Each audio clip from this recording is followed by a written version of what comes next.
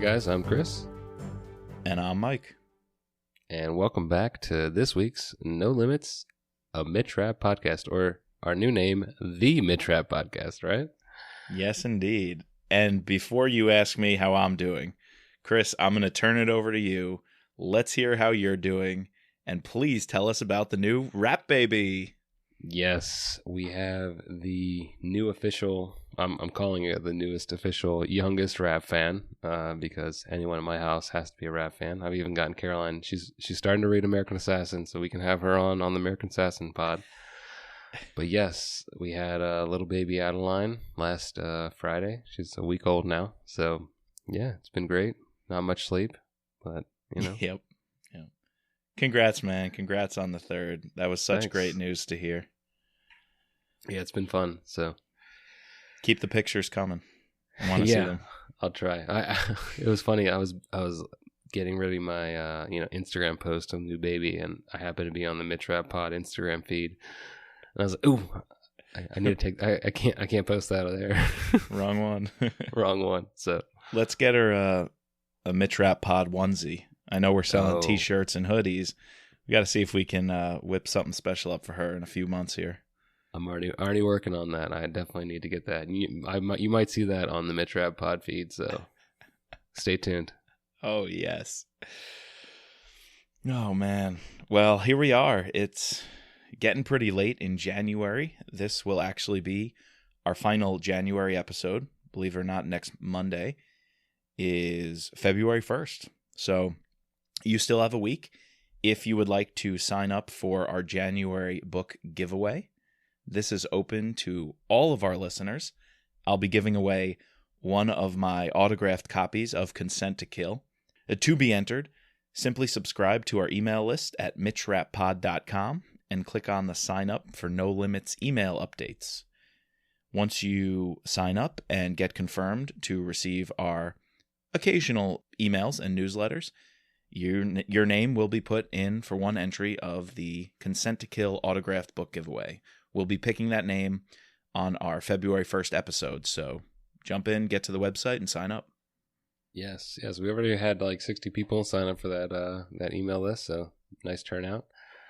Also, want to mention, I finally got my Teespring order, which was nice. Gave my dad his Navy Mitch Rapp Pod official hoodie. It fits quite nicely, 3X. So, anyone, our bigger followers out there want to know, it fits nicely. If anyone is interested in getting one of those, you can go to our mitchrappod.com, hit the little Teespring button, and help to support the pod in a little way and get some cool swag. So, all right. While we're on it, talking about our listeners, let's give a couple more shout outs here for contributors of the hashtag Bundled Up Bernie. This meme is freaking crazy. I'm loving it. Viral so fast. Like, so have you heard of Brewdog? No. Is that a brewery? They're a brewery out of Scotland, but they have they're in Ohio now and they're nationwide. They've even, so the shade of the mittens that Bernie's wearing, like the oh, brown, of course. and yeah. So they've now made a beer, and the can is that mitten color. And That's excellent. They have 3 names that they just posted on their Instagram. You can go follow Brewdog US, and they posted 3 names that they're going to name after this meme. That meme is not even a week old, or is it a week old? No, I don't even know. I don't know. Time is relative right now, but that. That's good. The camera roll, because it's Wednesday, so it's crazy. Oh yeah, the inauguration was Wednesday. The camera roll on my phone, I have at least 20 because every time I get a good one, I just automatically save it and send it out to everyone I know. I'm a sucker for these. This is pretty good. It's viral when my grandma is sending me them. Well, we had to get in on the action, so on the Mitch Rapp Pod social media accounts, we posted Bernie holding his copy in the mittens of Consent to Kill. Yes. And we asked you, the followers, to caption it. Give us your best caption. Well, Chris, did you get any good ones on Instagram? Yeah, I got one on Instagram, and it was it said I should have agreed to term limits, which I thought was pretty funny, considering he's been in for a long time. Yeah. The best one I got was on Twitter. It's from Top Water Assassin at 96 Citadel Dog. Don't know your first name, but Top Water Assassin on Twitter says, Mitch, you have my consent to kill anyone that makes fun of my mittens. That's awesome. The best I can come up with, I just got to put it out there. I had, anyone have Louis' number? Asking for a friend. That's awesome. But I like yeah, that so one. shout out to, what was it? Water Assassin? Must be a fisher. 96 Citadel Dog, DAWG on Twitter. Thank you for that good laugh. DM us if you want some stickers. Yeah, we'll send you stickers if you want to shoot us a message for winning that little contest. Well, Chris, let's get into it. What content are we going to be covering today? It's finally time. For what? Yes. So we hope you enjoyed last week's sort of impromptu interview discussion with the great Kyle Mills. And we were able to talk about this book a little bit and a lot of the plot lines that we're going to finish up today in our second half pod on Consent to Kill. We're going to give you our final takes on the book, winners and losers, and always our covers discussion. So really excited to talk to you today about the second half of this book. And, before we get in, we do a little pre-pod discussion before all these. And one of the things I brought up to Mike was, sometimes we malign some of the Vince Flynn books where they have, we've referenced where like it's like two stories or like almost two books. But in that sense, when we were talking about that, it's like two books that don't agree with each other.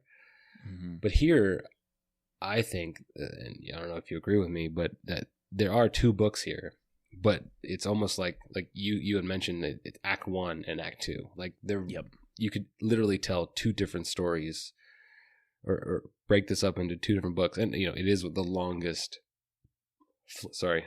Flynn novel out there. And I think each of them stand on their own, leading up to Anna and the assassination attempt on Rapp's life, and then following it up with the aftermath of that, and Rapp going on this revenge kill, culminating with the epilogue, which we're going to probably spend a decent amount of time on today. I don't know. The second half of this, on the reread, I really enjoyed the second half of this book. Yeah. The best I could explain is Act 1 and Act 2, which if they were two separate books, that could have worked. In one long book, I think Kyle, when we talked to him, was right that it's often hard to have a 700-plus page thriller that keeps your attention. Keep the reader engaged. Vince does that. Yeah, it keeps the reader engaged, but he does that here. So pulls off these two stories in one. And just to get a little more specific about where we're going to be going today, the first act was everything up to the explosion, the whole getting the Saudis involved and them contacting this German banker, Abel, who was then going to go through Petrov and then was going to hire the Gould. It was basically a lot of setup, but it was in such a compelling way that led to the explosion at the pinnacle of action. Well, in the second story, we see the fallout of that, really a lot of psychological fallout. So We're going to be talking about the Goulds and their relationship after this. We're going to be talking about Rapp's recovery, how it's affected Irene and Scott and pretty much everybody. And being a Flynn novel, we're going to talk about the political fallout. Of course, we're going to see the Director of National Intelligence with the National Security Advisor and the Attorney General all advising the president on, should we let Rapp be a loose cannon out in the field? Should we rein him in, try to control him? Never a good idea, but some elements of the government are going to try. And then perhaps my favorite part is the revenge plot. Yes. The last, I guess you would call it the last fourth of this book, is just seeing Rapp. And once he is back on his feet, what's going to happen? Off a box. Yeah, and how is he going to check those names off? And that's where we're going to wrap up today with Rapp's revenge, leading to this very powerful epilogue. So why don't we jump right in?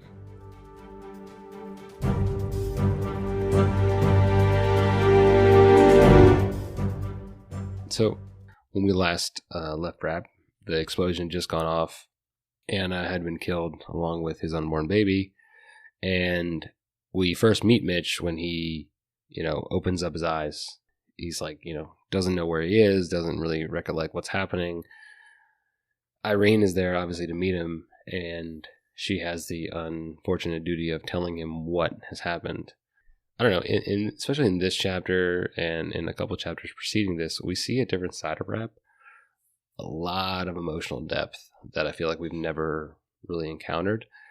Even at one point he says, when he's been placed on these like psychomeds and different things where he needs these things, and he goes through these waves of anger and regret because he thinks that, he knows that he's the reason why Anna is dead, right? Yeah.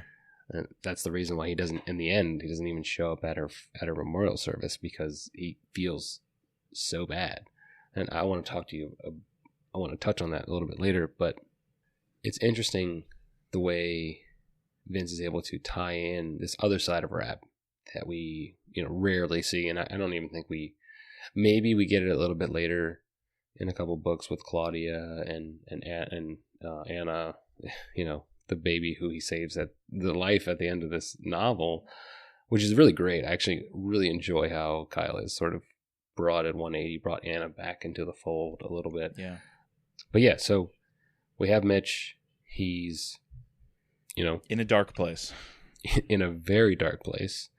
The second thing we see is that all the people in Mitch's life who mean something, mean something to him, and they mean something to them, come to his aid.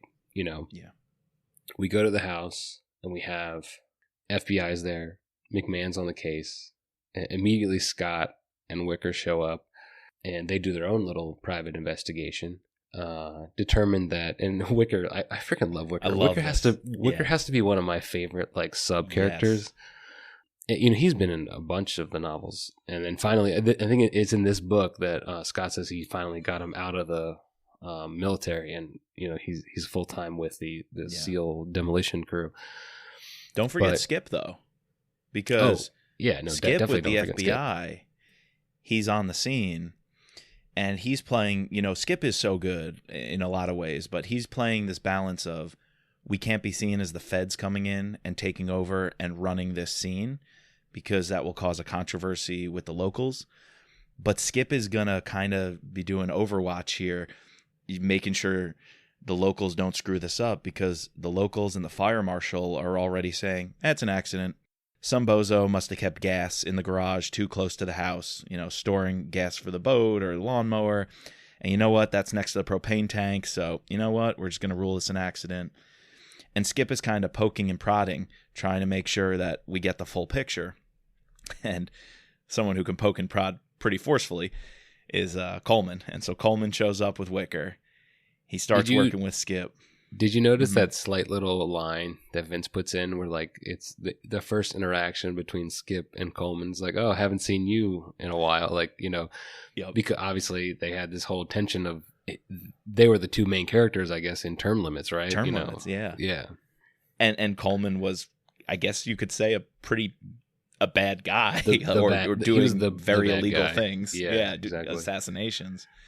I guess what brought them together was Stansfield at the end of Term Limits realizing Coleman could be an asset in the CIA. Right. And so Stansfield is kind of like this peacemaker, bringing Coleman into the field and saying, you can use your anger, your revenge, and channel it through the CIA to accomplish some things, some ends that you really think are important. Right. Love that line. I love them being together, because what it culminates in is Skip being able to let Coleman and Wicker kind of lead the investigation in this kind of covert way. But also Skip is able to let the locals feel like they're running the show, so it's not going to cause controversy and internal, conflict. But that allows Coleman to find out there was an accelerant when Skip brings him to the fire marshal. And so now Coleman's like, there was an accelerant used, so we know somebody who was trained in explosives and understood this, jerry-rigged it and set it up. And Coleman is also like, Rapp would never keep gasoline close to propane in the house. So now Coleman's putting the pieces together. And while he's doing that, Wicker just kind of scampers off. Wicker's like, look, there's woods across the street or down at the end of the cul-de-sac. I'm going to go and check he sees this out. the grass pushed over. And so no one is looking for this, but Wick sees tall grass pushed flat, and he follows it in, and he realizes it's a bike track. It's just thin enough for a bike. And then in a little bit, he sees a wide area of grass pushed open, which was just enough for a man to kind of lay down with a bicycle. Right. And then he follows the bike tracks, and he just takes off running through the woods. I could just imagine him like sniffing around, kind of just pause, scan, continue.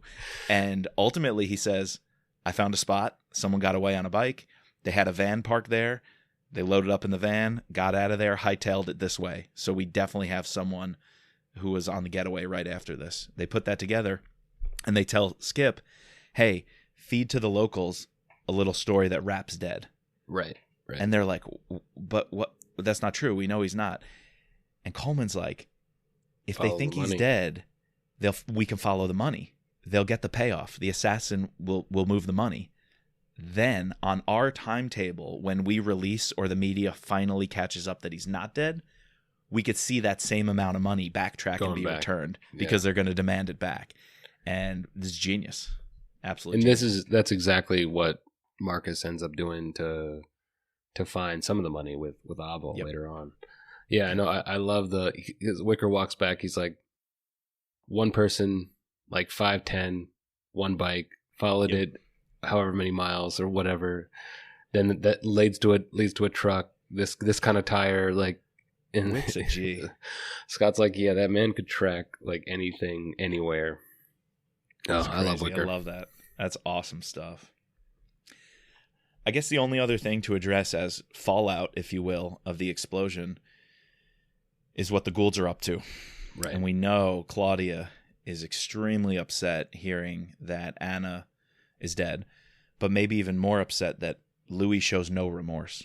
So now she's wondering, how was I involved in killing somebody, but how am I involved with someone who doesn't even feel bad about killing an innocent person and knowing she was pregnant? Yeah, Claudia didn't know that she was pregnant at the time. But Louis did, and he withheld that information from her. That's right. And the way like Vince sort of tells it is he makes it seem that if Claudia had known, she wouldn't have gone through with it, you know? Yeah, exactly. You know, I wanted to go back to it because I jumped the gun and brought it up in the Consent to Kill Part 1, how Louis reacts. And obviously, right, he's a douchebag. He blames her. You know, he tells her, get over your hormones. He starts yelling at her. He realizes he shouldn't yell at her. He should leave. But it's much more manipulative.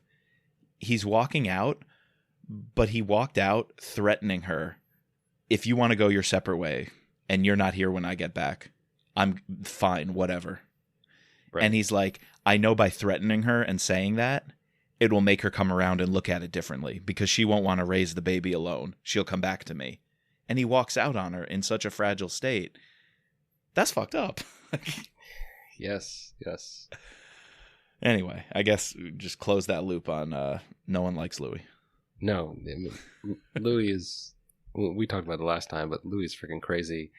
And when he shows up again, I can't wait to talk about when he shows up again in the novels. I think that was a great play by bringing him back and allowing Rapp to like eventually kill him, but like allow him to die. But yeah. Louis, not a good guy.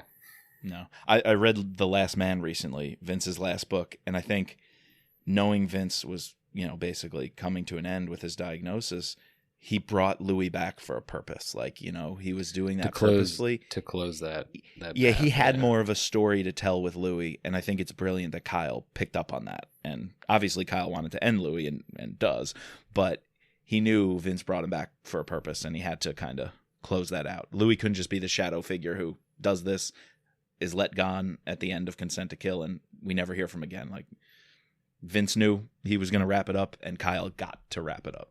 So right. So while this is going on, obviously there's a bunch of other things going on, including,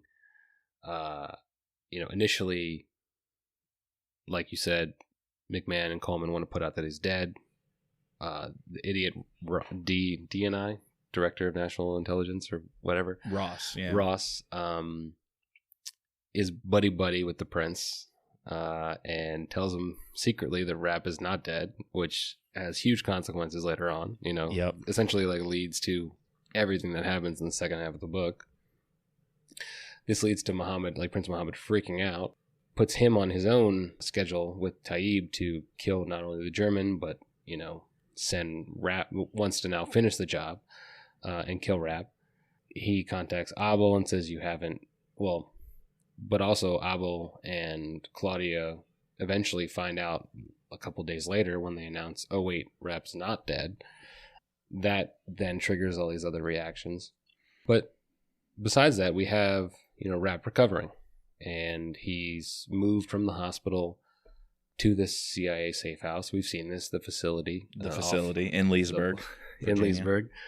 Black site. Actually, I think it was in the last book, Memorial Day, right? That's where they got a lot of the information for the nuclear attacks. Yep. There's this one chapter where, Rapp is grieving very hard. And I mentioned this earlier, but I just loved, I guess I don't know if love is the greatest word, but I really appreciated seeing this other side of Rapp and Flynn like showing that. And obviously Rapp just had his wife get killed. And it's even referenced later on about how, I think Stephen brings this up, you acted like this after Maureen died. His high school sweetheart who dies in the Lockerbie attack. And Rapp's like, no, this is different than that. This is huge. We were kids, we were teenagers, college kids with Maureen, and now you're an adult who has a life, is married, and was going to start a family. Like, Rapp is trying to say, this is so different. Like, this is deeper and darker than that. Yeah, I really think the baby probably, one-ups it, because that is a game changer. I mean, we started this pod with me introducing my third child into the world, and I could agree that I would do anything for, this kid that I've only known a week. And I'm sure, Rapp was even in the last pod, we'd reference how Rapp was like really like the first time he's mentioned trying to get out. But I think the first time he said it, he was trying to get out, that we actually believed him, Yeah. So just thinking about that, it's so powerful. And there's something subtle here that just came to me. Tommy is in this scene. Right? Like, it's perfect. And I think that's purposeful. Yeah, and we see how good a father Rapp could be a father figure. Tommy loves him, and Tommy is like, he wants to know if he's going to be okay, and he gives him this embrace. And he talks about, I brought my video game system because I thought that would make you happy. And Rapp's like, in his mind, that's the last thing I want to do. But he like tells Tommy, he goes, oh, yeah, that's really sweet. And like Steven, right? When Steven shows up, it's going to be a cute moment. And it's like, there's some bond between Rapp and Tommy that is like, he could have had that with, his own baby. And that scene is purposeful. Yeah. Yep. It just pulls at something in you. Well, let's keep going, because I want to get to the epilogue and talk about powerful writing. Right. But we see perhaps the coolest action scene maybe I've ever read, and certainly the most badass things we ever see Rapp do, taking out a slew of guys at the facility. So just real quick, the facility where Rapp's recovering is about to get hit. Taib, who's trying to tie up loose ends, kill Abel, so he can't be tied back to Saudi royal family, and kill Rapp, so this is one and done. Taib goes and contracts with a guy he's worked with before in MS-13, a Salvadoran gang.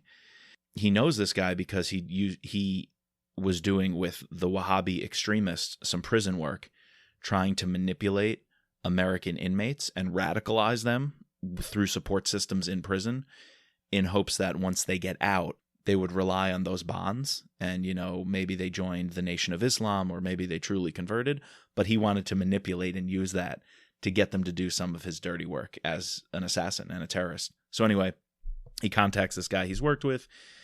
He hires them. He says, I want RPGs. I want the heavy assault weapons. I want your best men. And they end up taking 13 guys to the house in Leesburg. And just a side note, Taib is going to distract the local authorities by hitting the police station.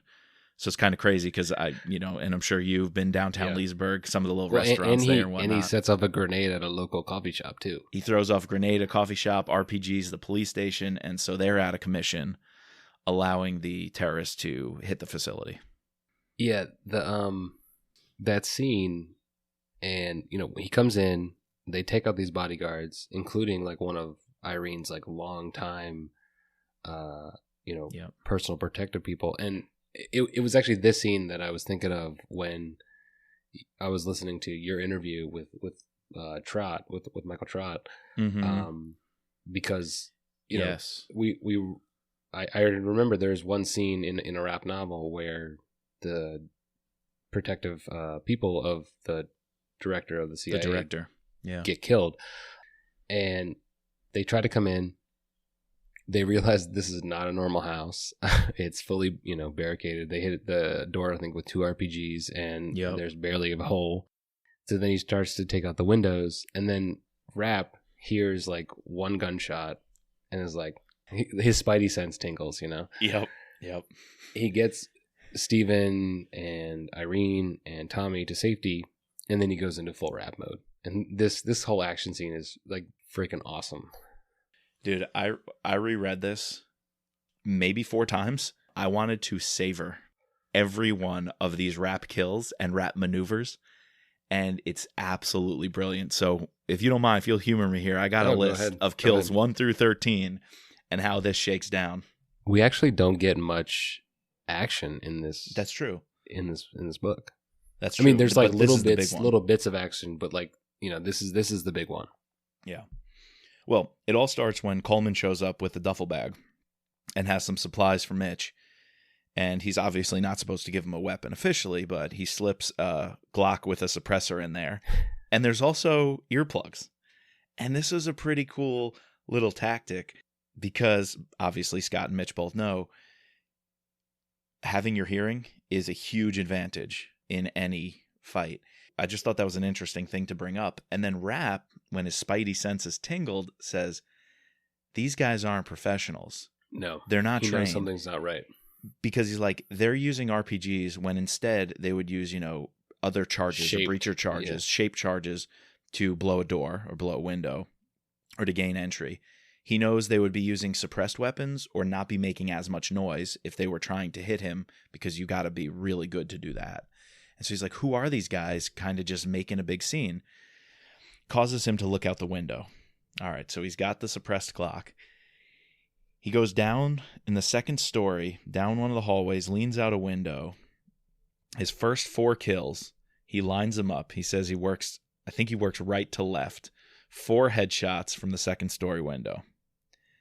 Knowing those will be recognized, he goes down the hallway, other side of the house, looks out the back. Here's 2 guys talking. Leans out the window, straight down from above. So I guess you'd call that a headshot, but maybe a cranium or skull shot. He gets 2 guys straight down from above, 90-degree angle. That's behind the house. He realizes they'll be done looking at the front window, moves back down the hallway to the front window, and he stays a little bit further back. The first time he actually put a leg and an arm out the window, he said about 1/3 of his body was exposed. This time he hangs back for a long shot. So same Glock. He sees guys about 80 feet away, 2 bozos hanging out at the back of a Suburban. Kills them, headshots at 80 feet, drops them. So we're up to 8 kills.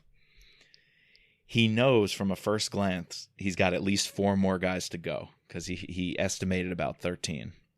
Does a mag change, keeps the partial one, so we're talking 8 shots already, keeps the partial one in his back left pocket. Knowing he's done what he can upstairs, he works his way downstairs, and he sees 2 holes in the door. One of the holes is not much bigger than a soda can from the RPG shots, and he sees the guys moved over to the window, but he goes up to that door, sensing it's safe, puts a silencer through the door, sees 2 guys 8 feet away, puts a bullet through one of the guy's ears. His friend watches him fall to the ground, and that guy gets shot in the eye. So we got 10 kills. We've had 2 straight from above. We had 6 random places in the face. We have an ear and we have an eye shot. So that's the detail we got. He decides to move from the front door, knowing he's got attention there. But he knows there's 2 more on the porch, the guys who moved from the door to the window, and he needs one of them alive. He's got to get some intel. Who hired them? Who are they? Because that's going to lead to, who took the initial kill on him and who were the assassins. He goes out on the back patio, realizes he doesn't know anything about what's around the garage, so he wants to avoid that because he has no data on it. Couldn't see it from the window. Turns left, come around the side of the house that he's familiar with. Castillo, the leader of this Salvadoran gang who's leading the hit, looks at one of his men, sees his head explode. Castillo is showered in chunks of brain and skull. That's kill 11. 2 to go. But he wants one of them alive. He realizes this Castillo is the leader, so he comes around the left side of the house. He hit that one guy, kill 11. Castillo's watching his men fall dead. Castillo grabs his Uzi, but as he grabs his Uzi, I quote, his hand gets slapped away. And that slap is a bullet shooting the gun out of his hand. And as the gun's coming out of his hand, he sees 2 more men, kill 12 and 13, fall to the ground on his left and his right. Rapp purposefully killed everyone else with headshots, hits this guy in the hand so he can subdue him and capture him. And Vince writes, as Rapp approaches, quote, Castillo recognized the eyes. They belonged to the man he'd been sent to kill. That's a scene. Oh my god. Rapp is fucking clinical in the scene. Clinical, man. It's vicious. Great. It just shows you what he can do. And this man literally just got thrown from the back of his house. Yeah. Like after knee surgery. We didn't even talk about that.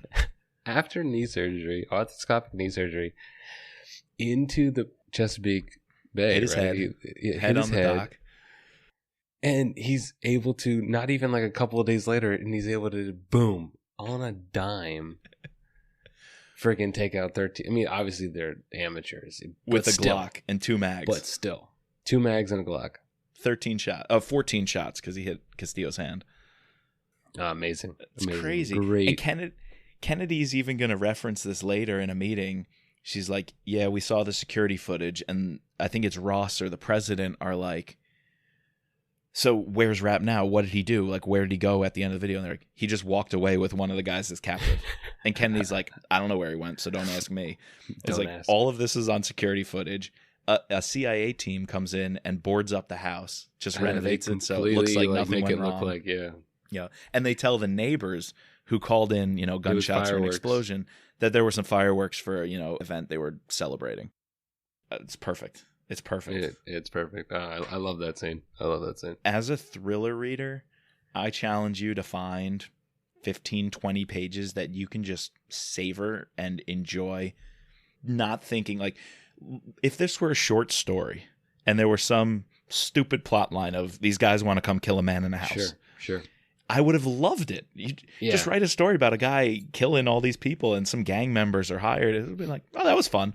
There's so much more depth to this book, yet we get this nugget of just pure enjoyment, right in the middle after some of the darkest scenes. Right. No, I completely agree. It's pretty cool. Right. So while all this is happening, we have a couple of different things going on, right? So Washington. There's some follow-up in Washington where, Ross, being a dick, is... He obviously thinks that Rapp needs to be controlled. Tells Irene, we're going to remove his passport. We're going to do all these things. And realistically, none of that is going to ever stop Rapp. No. And Irene even says, like, in that meeting where Coleman gives the bag, she's like, I'm not happy that you gave him a gun, but, if you're going to do anything, you got to do it off book. You can't take my jet. It's like, yep. Rapp lives to do this stuff. He doesn't need a passport. He has a million passports that don't look anything like him. Like, what is taking away his passport going to do? It's like, oh, I'm going to take away his library card. You can't check out books type thing. But secretly, and obviously in this meeting, the president goes along with these people. But then one of his, the director of the National Security Advisor tells Irene, you're going to get reamed out. Just take it, but meet with the president afterwards in the sit room. Yeah. So Hake, out of this whole cabinet meeting, is on her side, tipping her off when everyone else is going to gang up on her, Right. DNI Ross, Attorney General Stokes, and the crew.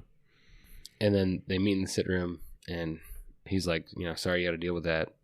And this is one of the times where we get the title of the book. I give Mitch my consent to kill whoever. Yeah.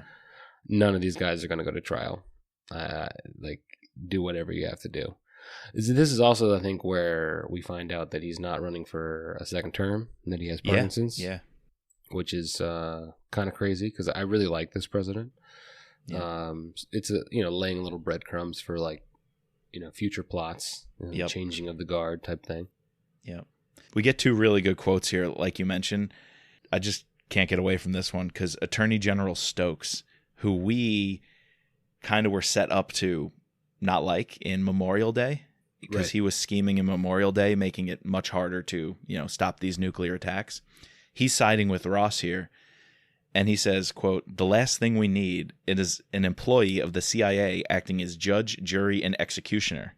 And Kennedy responds, "I would actually say the last thing we need is someone getting away with trying to assassinate an employee of the CIA."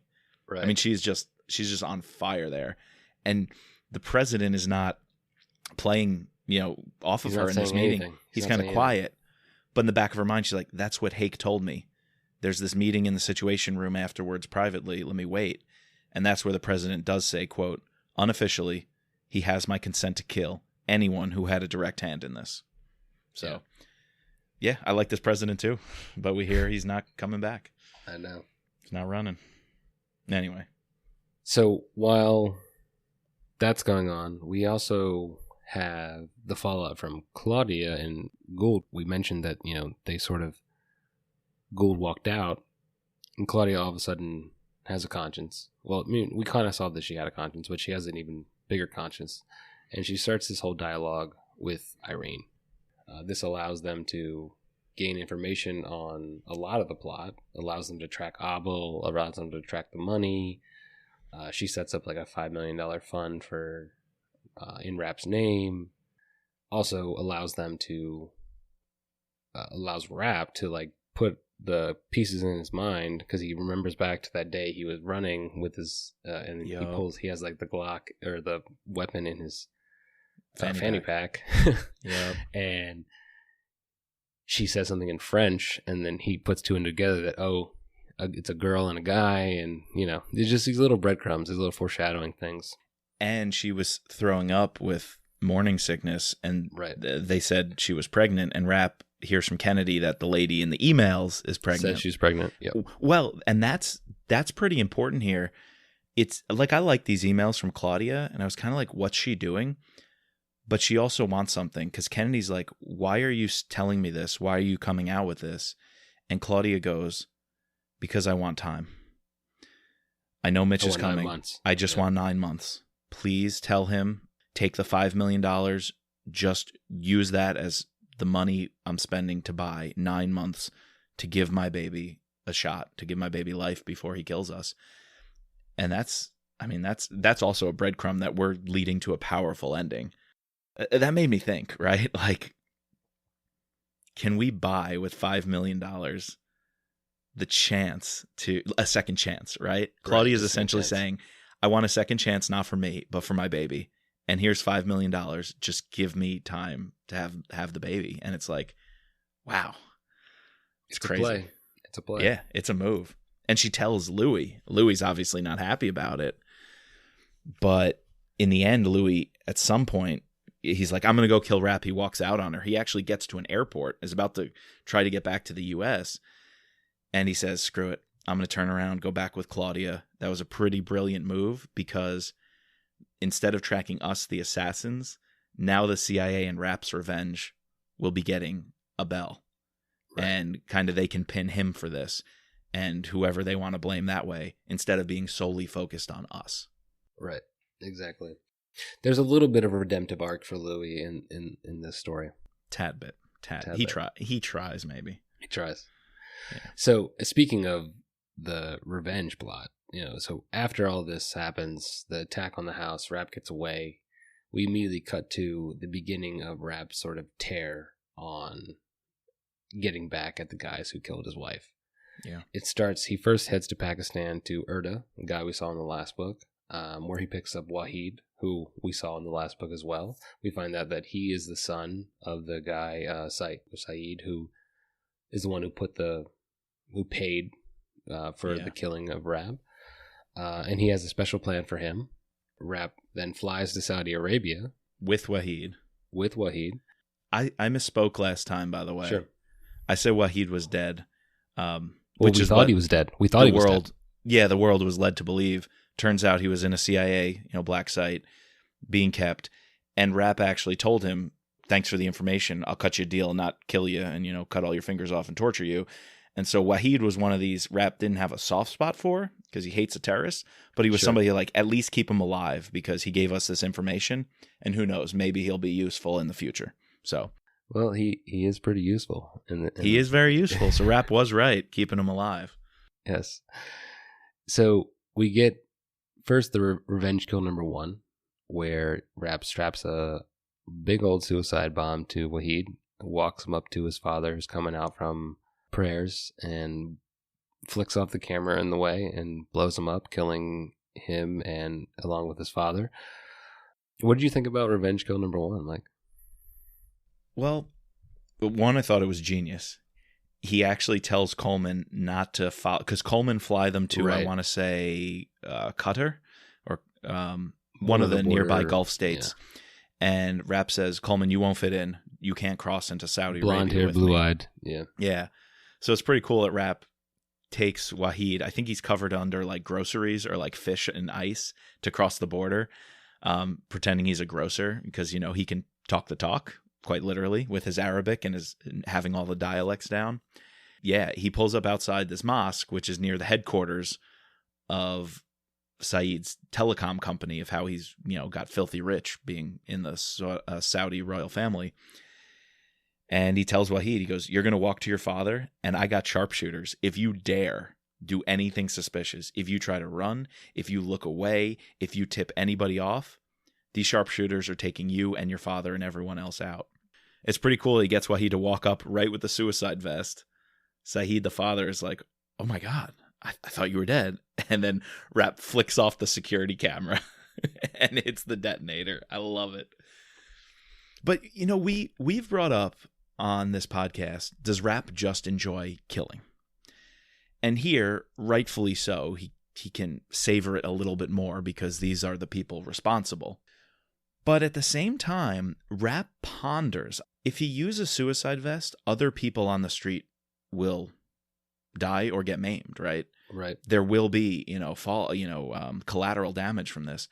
But he rationalizes they're coming out of a Wahhabi mosque. They are the people who fund the terrorism. If they're with Saeed, they're no good because anybody in his circle is doing these bad things. And so there is a quote that helps us understand Rapp's motivations here. He says, quote, Rapp has always done everything in his power to make sure innocent people did not get caught up in the violence, but today would be a test of that. These men were the enemy after all. They were the Wahhabis who constantly called for jihad and cheered the beheadings of innocent civilian contractors in Iraq. Men who kept their wives locked up at home, men who had probably cheered the death of Rapp's wife. The thought of them celebrating the murder of his Anna tested all restraint. Rapp decided that he would visit upon these pious men the same type of ugly, brutal mayhem they so glibly sponsored. That just tells us, even where Rapp is rightfully deserving of revenge and doing whatever the heck he feels is the way to make up for this gruesome act, he still in his mind is evaluating, well, are they really innocent? If they are innocent, maybe I'd correct course. But he realizes they're all jihadis, so they're all going to go. But having that thought in the back of his mind, to me, it means something, that he's not just a cold killer. It shows us that he's thinking about it, because I think if, let's say it's not Saudi Arabia, let's say he's in Switzerland or he's in the UK, right? Rapp doesn't do this plot. He doesn't do a suicide bomb on a crowded street. Yeah, exactly. No, he doesn't do this plot. But because of where it is, Vince shows us that Rapp is actually thinking about it. He's not just like a cold-blooded revenge killer in this moment.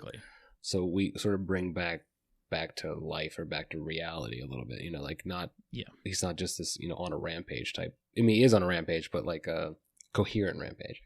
Exactly. And so, kill number 2.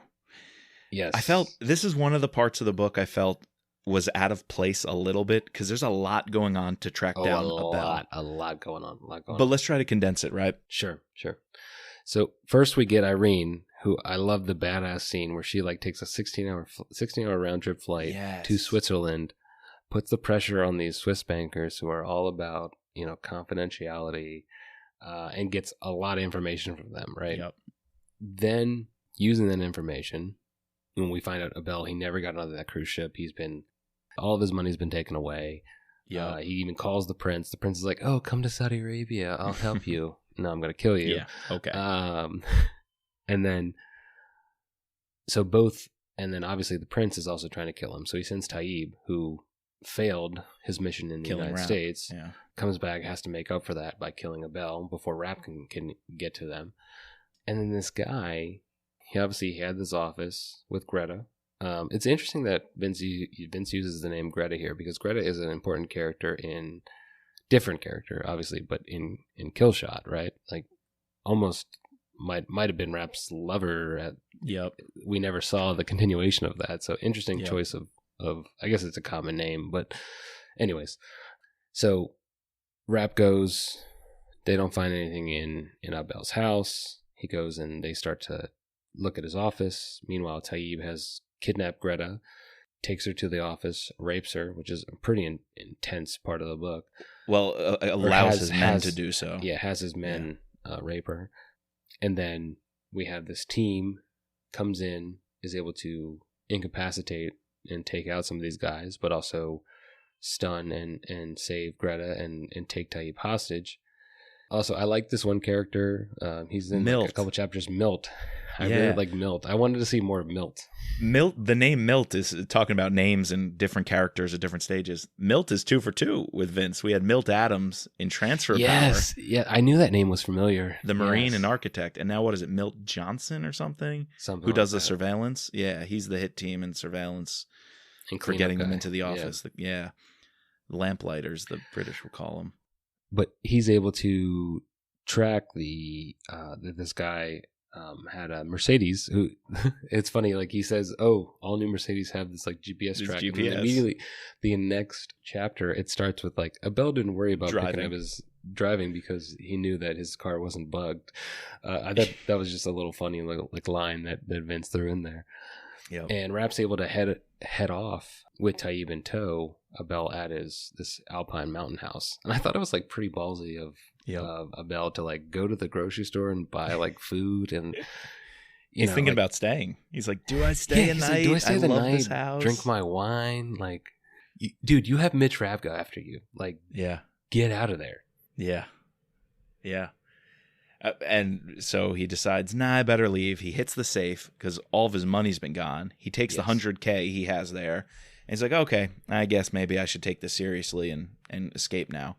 And as he goes out the door, he's got a gun pointed at his head. He's forced back inside. Yep.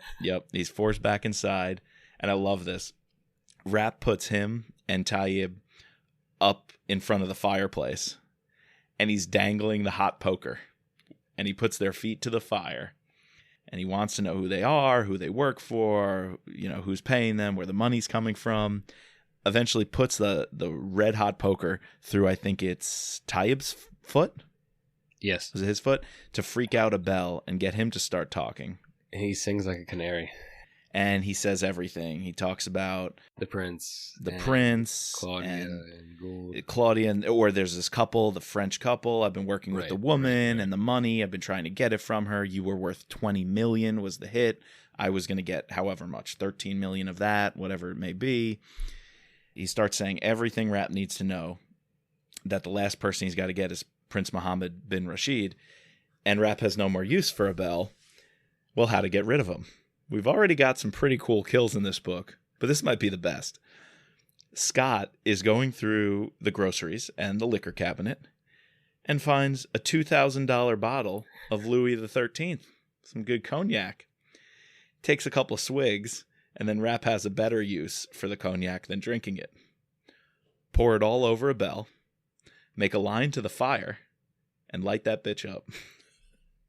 He's like, when was this house built? This wood's got to be pretty dry. No, I'm going to light it on fire.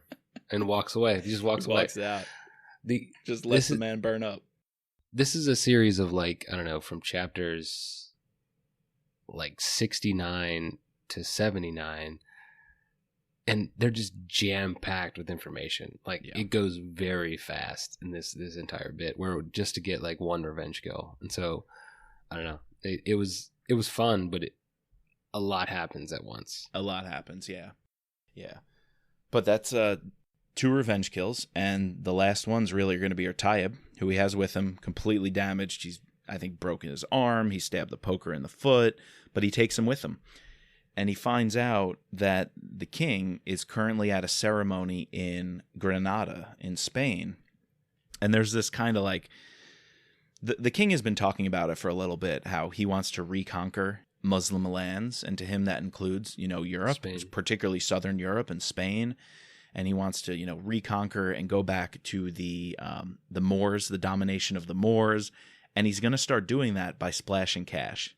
He's going to open cultural centers. He's going to buy out, mosques that became churches and turn them back to mosques. He's going to open museums about Islamic heritage in Spain. And he's going to try to sway public opinion and culture to understand Islamic history in Spain. And so that's his grand plan.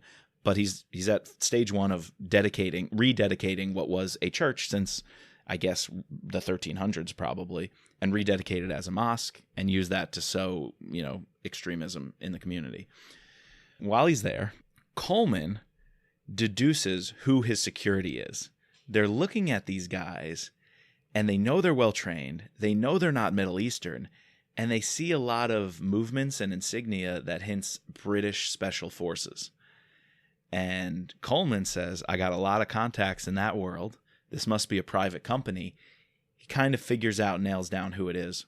And he gives the office a ring, says, hey, I own a company. I might need some contract work done. We can do business. He gets the head of the company, sits down with them, has a nice long chat. Rapp is antsy. He wants to get going, but he lets Coleman do his thing. I think it's how did Coleman have an hour-long chat with this guy? But what Coleman was doing was getting some uniforms, building a relationship, and he told this guy, hey, the CIA would have a lot of work for your company, a lot of big contracts and security if you help us out. And this was a really cool angle here of the guys who actually were tasked with protecting the prince were now told by the prince, kill Rapp if you see him. I really enjoyed this scene and how because the community is strong, right? Exactly. And the guy eventually just essentially walks away from his protectee, and he knows that, all right, well, one, that's not good for business to lose a protectee, but he also knows that he knows Rapp. Obviously, he knows Coleman too, but he definitely knows Rapp, and he saw that Rapp's wife was killed, and this guy might have a wife. He knows that this business is crazy, and that is more important to him than the protectee. And also, I think they mentioned that he almost had a mutiny on his hands when he found out that, one, these were guys that were over fighting against them, and two, they get told, oh, here's $50,000 just to protect some Saudi prince, and then he shows up and they show him a picture of Rapp and be like, kill this guy on sight. And it's like, whoa, this is the angel of death. This is one of the leading counterterrorism assassins the world has. I'm not just going to be able to kill this guy if he shows up, And they don't want to. There's also willpower. They don't want to. These guys, signed up and basically sacrificed so much to kind of fight against Islamic fundamentalism. Yes. I'm sure they were involved in a lot of different campaigns for that. And now privately, they get out to make money, rightfully so. They got some skills. But they feel like they're betraying themselves by protecting a prince and killing who they would say was the good guy on the battlefield, an American operator, who they actually sympathize with for getting revenge for killing his wife. And so the whole thing goes belly up, and the prince's protection, he doesn't even know, is against him. Right. This guy, Higsby, who's working with Coleman, feeds him the uniforms. And so Rapp, in the uniform that's supposed to be protecting the prince is able to walk right up with Taib, and he starts telling the guards, this random guy showed up. He said he wants to talk to the prince, and he said something about, this is Rapp talking, he said something about the angel of death is here. And the guards freak the F out. They go on full alert. They start scampering. And someone smart says, did you check him for explosives? Knowing what just happened to Saeed with the suicide vest. And Rapp's like, shit, we're kind of blown a second too early. Rapp says, forget about it. Hides behind a pillar. Blows Taib up with the vest. All the guards taken out. Ball bearings, ripping them to shreds. Then, talking badassery in this book, revenge kill number 4. So Taib in the vest was number 3, but you still got to get the prince. Rapp knows he's inside the mosque. He's behind the doors. They're right at the entrance. No one else around. He knows the prince just won't stay away. He's going to be curious. He's going to peek his head out. As soon as he does that, Rapp pulls him out, pops him in the sternum with a knee. And when he's on the ground, Rapp looks at him. One of the brothers of the crown prince, son of the king of Saudi Arabia, Rapp pulls out a phosphorus incendiary grenade. Cracks his teeth. Right? Yeah, cracks his teeth with it, shoves it down his throat, and in 2 seconds, this thing heats up to 2,000 degrees. And the last words of the book, it melted his head away from his body. That was awesome. That's it, man. Revenge kill number 4. That was awesome. Did you expect an incendiary grenade down the throat as the way Rapp would get his revenge? Oh, no. I thought he was going to die with the bomb. I thought he was going to die with the bomb, for sure. Exactly. This is so much better. Oh, yeah. No, way better. Way better. Leveling up. Leveling up. Like all the things in thriller novels and kills, I just love the description. Melted his head away from his body. Yeah. No. I can't even describe that. That was awesome. That whole sequence of we get this little bit of reprieve, the hit on the house, and then boom, boom, boom, kill 1, 2, 3, 4, tying up loose ends. Goes really fast, really, really well paced, and just quite enjoyable. Like a very easy reading. I really enjoyed that. And then finally, we lead up to what I guess would be revenge kill number 5 and 6. We get this epilogue, which I know, Mike, I want you to you've mentioned many a time how you think that this is not only in the book, but in the Rapp universe or Flynn writing or in thriller writing might be some of the best writing you've seen. Yep. The best storytelling by far, I think, anything Vince has put on paper. Just this epilogue, it's what got me to not just love Rapp novels. It changed the entire way I approach these stories. Initially, right. How you think about them. Like they're not just like pop, pop culture type things, right? Yeah. I'll be honest. That's how I approach thrillers and always have, is they're fun books. They're not going to get much out of them. Intellectually meaty stuff. Talk about them with friends, be a lot of fun. This is one of those moments when words on a page can really, I'll just say it, it can change your life, honestly. Sure. So why don't you tell us what happens, Chris, and then we'll just kind of talk about how we both encountered and found it so emotional or so moving. So it's 9 months, or like what is it exactly? Because Vince writes it. It's 9. Writes it to the day. 9 months, 1 week, 3 days since Hannah's death. And obviously they've been able to track Claudia and Louis using pretty ingenious way of putting a need out, or through the CIA system that these people are wanted for something, and they know that she's pregnant, so they send it to hospitals, and they don't track a bunch of the stuff, but essentially around 7 months they have to track down every lead. Finally they get someone who says they had a baby who pretty much matches Claudia's description, and then they corroborate it's him. They could have been able to take them out a long time ago because they had Wicker sitting there watching them from afar. And Rapp comes in. He sees Louis leave for a run, comes in, sees Claudia holding the baby, hears that the baby is called Anna. They have this dialogue that goes on, and she pleads for her life. She pleads for the life of her daughter. Gould comes in and sees Rapp, and pleads, like, says, I think he kind of knew that this was going to happen. Yeah. I think they both kind of knew this was going to happen. Yeah. And I think they're both okay with it. They both just want, and that's one of the things I really liked about it. They both just want their daughter to live. They could care less about themselves. And I think Louis asks, let me just say goodbye to my daughter, and let me just say goodbye to Claudia before you kill me. And then we see, like, something that I wasn't expecting at all. Rapp just leaving, walking out to the beach, letting the waves crash upon him, throwing his gun head over head into the water, and that's how the novel ends. The fact that he, and he even says, like, as he's walking away, Wicker's got him, but if the guy has any sense, he'll stay with that baby. He won't come after me, and he doesn't. We don't see that, and I don't know, just the fact. So we referenced this in our last pod when we were talking to Kyle, and he said that he thought that this was a break of character. He thought that Vince, and I guess a lot of people out there also thought that this was very out of character for Rapp to not kill Louis or Claudia, and allow them both to live.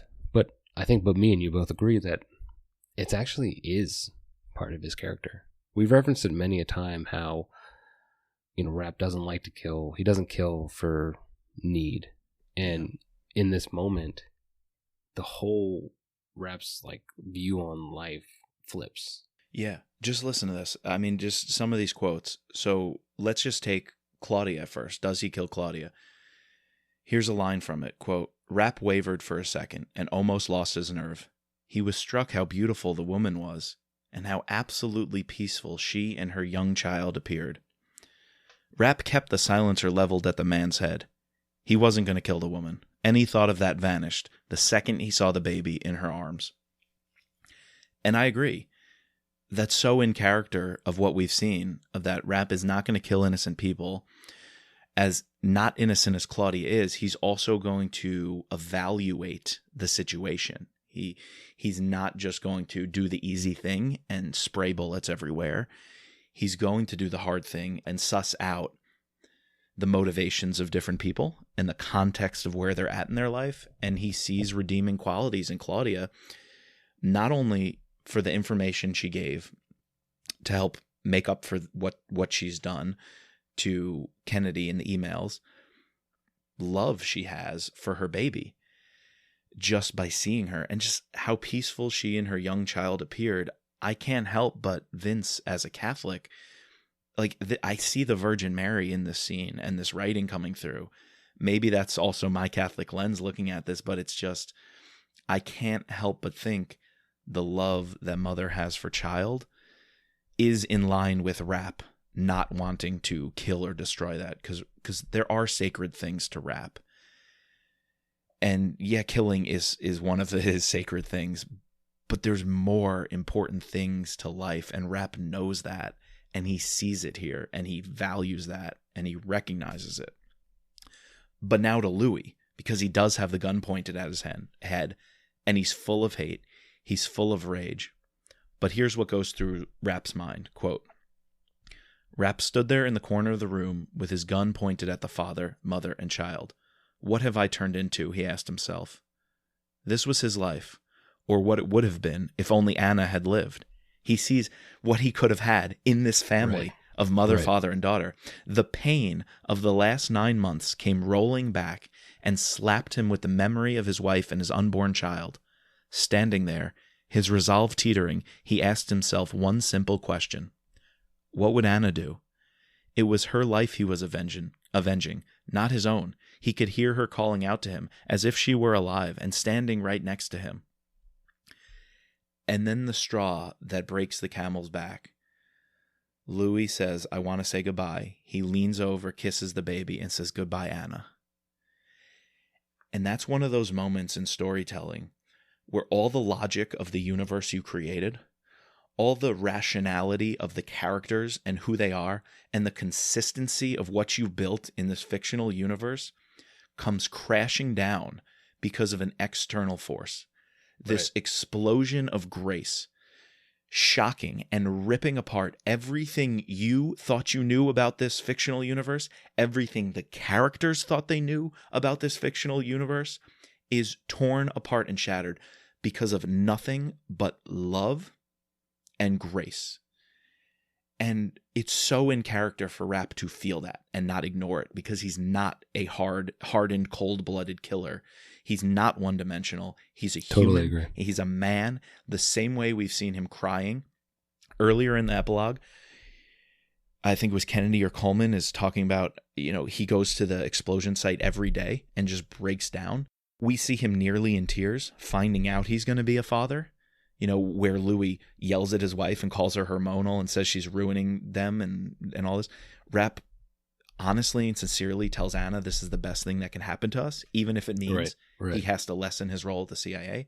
He's a man, he's a human, and these vibrations of the universe just go through him and rip his heart apart. Everything he thought he knew, everything he's been trained to do, everything we've been trained to know that he can do as a reader, we can all let it wash away for one reason. There's a father, there's a mother, there's a child, and the love between them is so powerful and strong. And the redemptive suffering that they're going through was enough to name their baby after someone they killed. An unborn child they killed, they were going to memorialize with their own flesh and blood being named that name. Yeah, and by doing that, knowing that every time they speak her name, they're going to be remembering what they did. And obviously this is, obviously Louis feels a little bit bad about it, but we know that Claudia feels very bad about it, very deeply grieved. The fact that you would almost think that they would want to distance themselves from that completely. Yeah. But by naming her Anna, every time they're like, come here, Anna, oh, hi, Anna, they're going to recall what they did. Yeah. So I don't know. And they're respecting her. They're respecting Anna in that by doing that. They're at such a high level that, it's okay. There's one thing, and I brought this up to you, and maybe I'm crazy. There's one thing in all of literature and art that I come back to with this scene, and it's Les Miserables. If you don't know, the criminal Jean Valjean, his whole life has been, 19 years in a prison camp. He's a very hardened man, extraordinarily bad. And he steals from this bishop, beats him up. After he let him into his home, he gave him a meal, gave him a place to stay. And Valjean is just so bad, nothing can change him, not even the kindness of this bishop. He beats him, he steals all of his silver, he runs away. The cops catch him, bring him back. And the bishop says, I gave that to you as a gift. And he shoos the cops away and he says, go free. I forgive you. And I have bought your soul for God. And I'm just like, that changes Valjean. And this bad guy is like, who are you telling me I have a soul? You're forgiving me for this? You can't forgive me for this. And it's like the forgiveness and the grace comes rushing in to completely change this man and change the trajectory of his life, which is going to have so many ripples. That's what Rapp is doing here. Everything about the world and universe he knows is shattered for nothing other than an act of love. That story, it's forgiveness. And here it's just him witnessing a tender moment between father, mother, and child. I just can't help thinking of the Holy Family in that scene. And it's just, maybe that's Vince's take on it. Maybe it was not. Maybe it was subconscious. Tolkien never liked allegory. Where one thing was a one-on-one analog for this. Right. But Tolkien definitely had Christian themes come through in his writing. For sure. So I'm seeing Vince, there is not an analog here. There is not an exact Christian influence on any of these stories in any way. But just the profound act of love and redemption and forgiveness are themes, I think, in Vince's personal life that nowhere else in his writing come through as strongly as this epilogue. And for me, it makes it a masterpiece of art.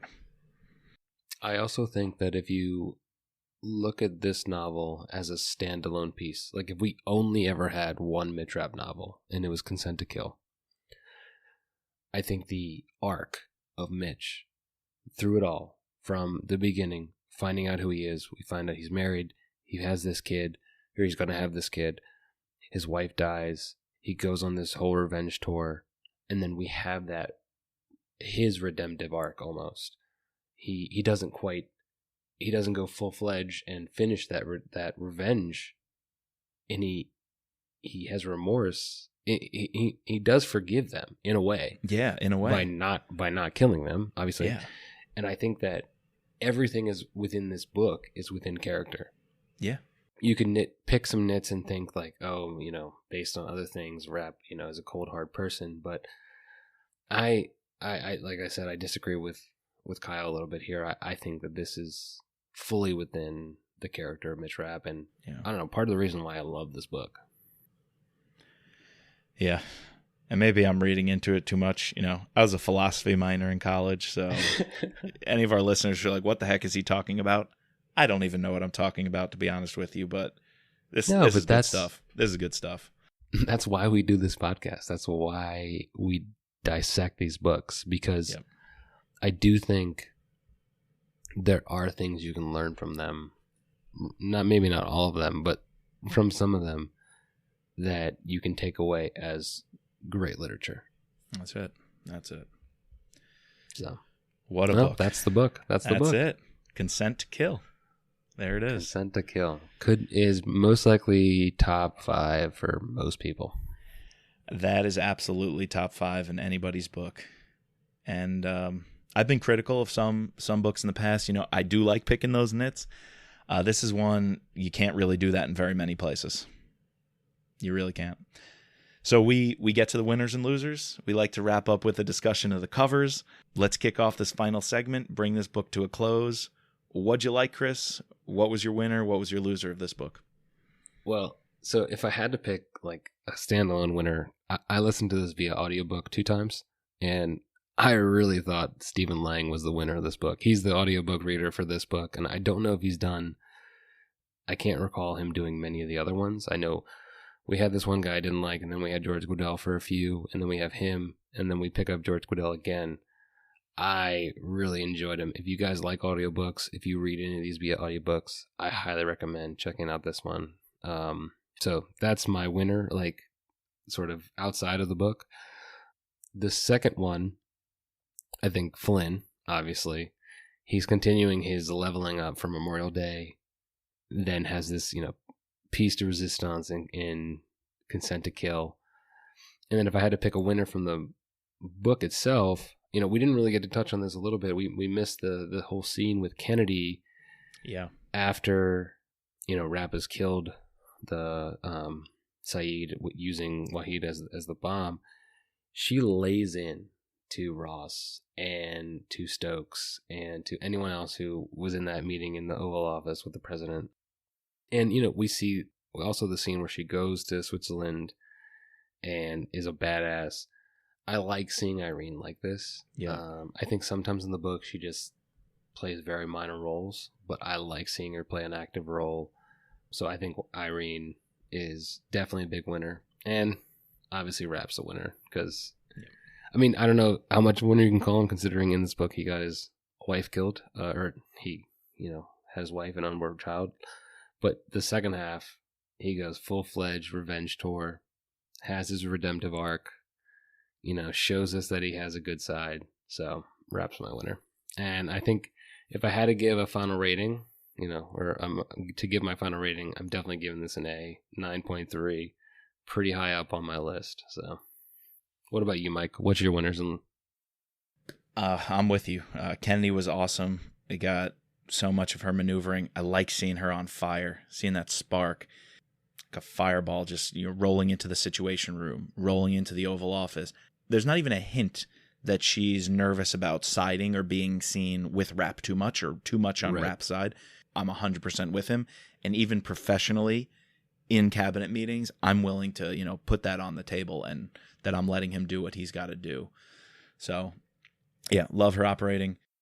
The winner's got to be you just heard my monologue about it. It's the epilogue.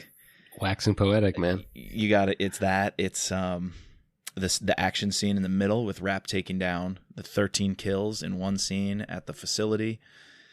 The revenge plot, man, what a winner. Just 1, 2, 3, 4, picking these guys off in just creative, badass ways. And it's the cohesion of the team. Kennedy's behind him. Scott's the one who gives him the gun, right? The Glock to do what he had to do. Wicker's the one who gets this whole thing started by tracking down that crushed over grass in the field across from the house. Marcus, it's the team, man. Marcus is on the computer when Kennedy is dealing with the Swiss bankers. Kennedy's ace in the hole is, if you're not going to give me the account information, I'm going to shut down your banks. And she has Marcus. She says, do it. He flips a switch, and all of a sudden, these accounts are frozen for the Swiss banks, and they know that won't look good, so they cave. She's got another ace in the hole. She also says, the president's got a lot of wealthy friends. We can call them all up. He's got a lot of donors who do business with your banks. Let's call them up, say you're supporting terrorism. Tell every wealthy person in America, pull money out of your bank because you support terrorists. Sure, I'll make that phone call. And just, what a team effort to have Mitch's back. His brother showing up in a scene.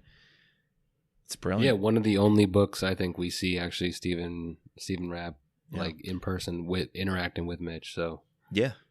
So the only loser I'm going to say is maybe a little drawn out with Greta and tracking down Abel and bringing in Milt and that whole scene, but still, I liked it. It was fun. It was good action. Tiny bits of pacing here and there, things like that. Maybe a little bit of pacing in the beginning when there's a lot about, in the first half of the book, the money and the transactions. Right. I want the extra $2 million. You don't need the extra $2 million. Yeah. I can't think of anything else negative to say, so I'm going to join you. I'm going to join you at 9.3.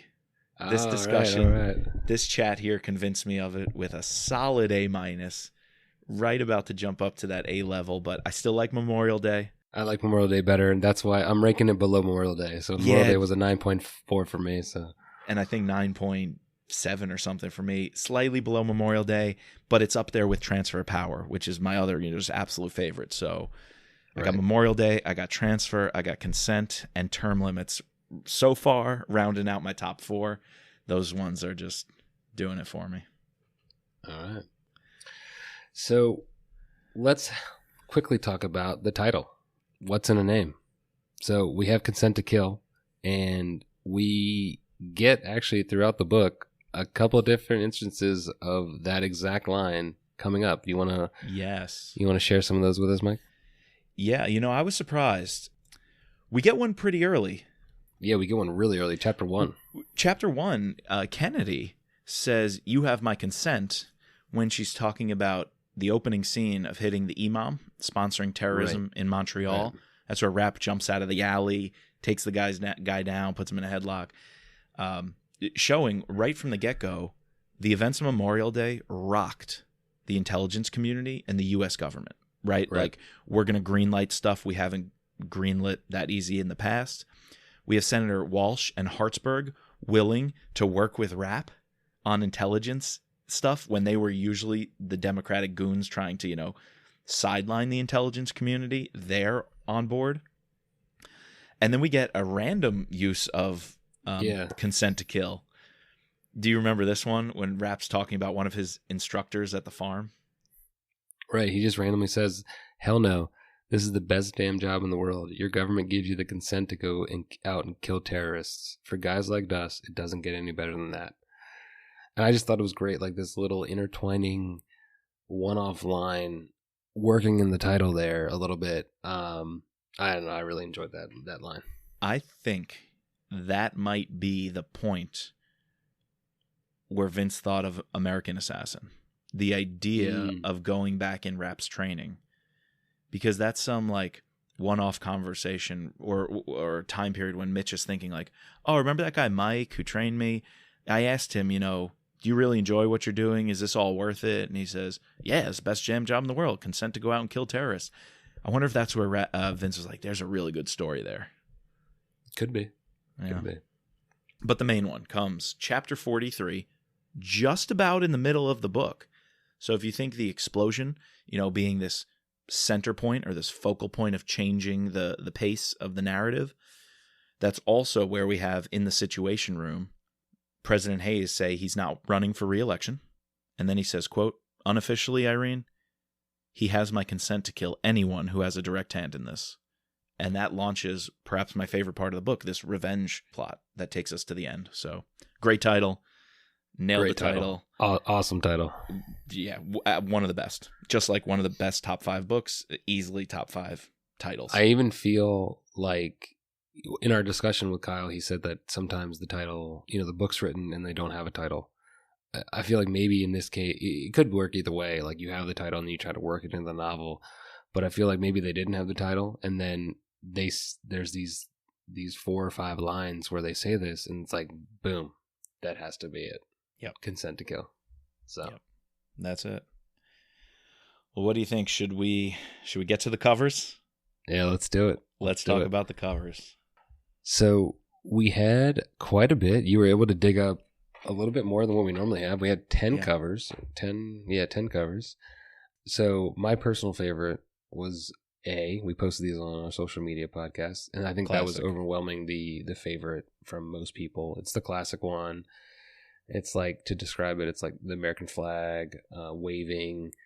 I like the color of it, like the sort of dulled tone of the American flag, a little bit of shadowing. Mm-hmm. This was the cover that we mentioned last time, was paired with the Crown Royal vanilla. Yes, right? Stephen Hendricks on Facebook. Yes. His drink pairings. One of the other ones I did like, letter B, which is, I guess it's a man. Obviously, we have a dark man looking in somewhere in the capital city. Is that like a? I don't know. Yeah, one of the federal buildings. It looks like. Yeah. Maybe an overpass. Maybe those are pillars for a road. Not sure. Could be, but I don't know. For some reason, I like that cover a lot. You get the cross or the radar concentric circles. Must have a name. Yeah, but there's your kill shot, right? Yeah, exactly. And the dark colors, right? The black fade to white and gray in the middle. That's what I like about it the most. Have we seen a black and white cover? I mean, I don't know. So. I feel like black. It was interesting that Kyle said that they like to stay away from white covers because they get really dirty. Yeah, that's right. And I never thought about that before. So so A and B got a lot of love, being the classic ones. But what I enjoyed finding out was E, F, and G are all action scenes. Like we really don't often see fully armed to the hilt characters on these covers. But F, you got a guy like fast roping in, pointing, a machine gun out, full mask, it looks like. None of these like really pertain to this novel, but E is kind of unique, and it's kind of muddied because there's a lot going on. But if you zoom in, so it's like a purplish red. There's a man. If you're trying to make that Mitch Rapp, well, sorry, you missed it. But there's a man, and underneath him is an explosion scene with a fire truck, a car on fire, a building on fire. And the architecture to me looks very, very Mid-Eastern. So I'm wondering, the explosion. The suicide vest. Yeah. If that was Wahid and Saeed blowing up in Riyadh, the capital. Which is kind of cool to see a direct scene from the book on a cover, but it was somewhat of a minor scene, all things said. It's clearly not the Maryland house and the Chesapeake with palm trees. See, I thought that would have been a better like cover. Would have been like the Chesapeake Bay, a house on the Chesapeake Bay, and it exploding. Yep. I guess avid Rapp readers wouldn't know what that could potentially signal. You don't have to show any like bodies or anything, but like it could just show that Rapp's house got blown up. But then like other people would think like, oh my god, this is cool. This is crazy. I don't know. Yeah. I thought that would have been a good cover. Yeah, something referencing the house in the Chesapeake would have been pretty good. Yeah. Or just not even having it blow up, just like have a house on the Chesapeake. Yeah, that's true. It's like this one H. It randomly has some minarets and a skyline of an Islamic city, and like, okay, but is that really the most important storyline here? Although the colors are cool. It's got these browns and reds. I like that color scheme. We always get one that's artistic, like it's artistic and compositionally really well done, but we never really like it. That's H for me. It's just artistically great, but doesn't Sure. exactly fit. We have our running man in We D. got Running Man. Kyle likes the Running Man, apparently. He does like the from what running we man. heard. And, And then we cover don't C. have... Oh, yeah. Telling me Doesn't that cover deserve C. an ounce of our time, so I'm going to give it 10 seconds and move on. There's a man standing on an empty road. And there's a sign that says 25 miles an hour and right turn. Don't make a left turn, says right turn. And in the background, very small in the background, is one Power telephone lines. pole, and there is a power line running through that telephone pole. That's all I'm going to say. No more. All right. G is, I think, Dutch. And I'm not even going to pronounce it. Yeah, fuck cover C. But G's got this badass dude looking down a scope, ready to light the world on fire. No one really uses a scoped assault rifle and a laser sight in this, and he's wearing goggles. So I'm like, I don't know. But it's pretty badass. If that was the cover of, like, Call of Duty or something. I like the title of it.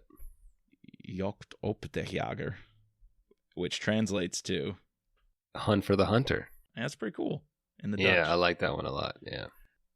Cover A, I think, was by and far the favorite. It's the classic, the American flag. And that was David the Bus Brown, publicist of rap books at Atria.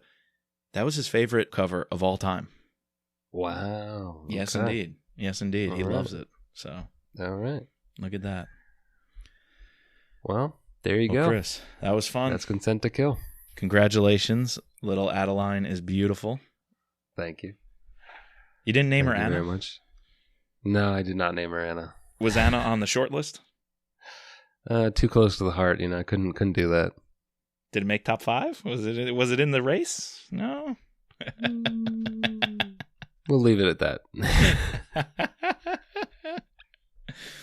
Oh man. Well, There's too many Annas already in. There's like an Ann, 2 Anns, an Anna, and Anne Marie. So in the family, yeah. yeah. So You mean your short list wasn't Irene, Anna, Maureen, Donatella, Claudia. Greta, Claudia? You sure? Okay. All right. No, sorry. Well, maybe Sorry. number 4. Maybe number 4. Maybe number 4. I'll have a Scott Coleman Furman. Scott, Charlie, Marcus, Milt. Oh, Wicker Coleman. There we go. Wicker Coleman. You should just give a bunch of middle names to cover everything. Your next kid's gonna have like 6 middle names. Vince, Wicker Coleman Dumond. Kyle. Vince Kyle Furman. There you go. All right, this is fun. That was a good pod. Good pod. All right, so what are we doing next week? Next week we are gonna have an episode about rap things. Okay, Consent to Kill got a little away from us. We had so much going on with this book, so much in our personal lives and your personal life for sure. So we're not sure if we're ready to jump into Active Treason next week. So we might have a bonus pod coming out for you. We are halfway through all of the rap books. We've covered 9, and there's only 19 currently published. Term limits would be 20. So we're about halfway through. So we're going to consider bringing you a kind of midpoint summary episode next week.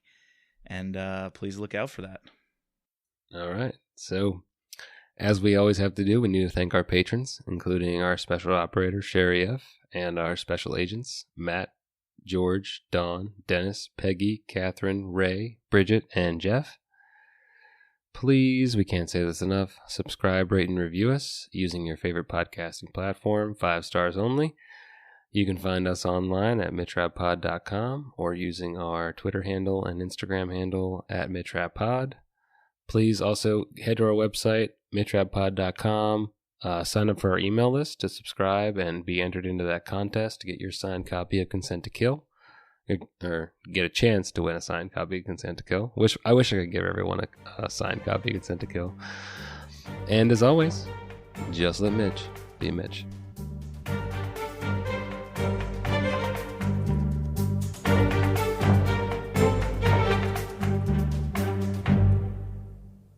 Just a disclaimer, this podcast is not affiliated with Vince Flynn, Kyle Mills, or Simon & Schuster, but thank you to them for bringing us the wonderful world of rap. And the music soundtrack is Guerrilla Tactics by Raphael Crooks.